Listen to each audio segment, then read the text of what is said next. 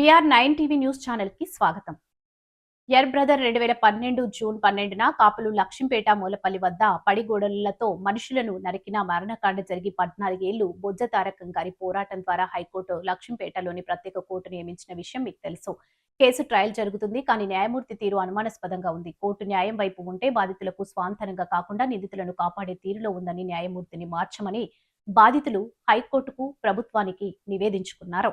జరుగుతున్న పరిణామాలు గమనిస్తే లక్ష్మీపేట ప్రత్యేక కోర్టు న్యాయమూర్తిని మార్చాల్సిందే అని విధానం భావిస్తుంది.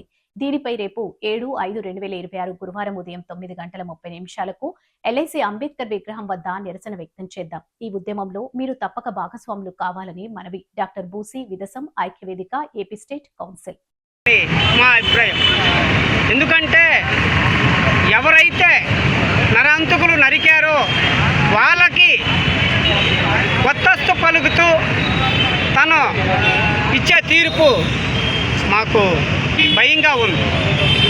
అందుకోసమే మా నాయకులు చెప్పినట్లు మీకు చేతనైతే న్యాయం చేయండి, లేకపోతే బెంచి దిగి వెళ్ళిపోయండి, లేదంటే విశాఖపట్నంకి ఆ కేసు బదిలీ చేయండి.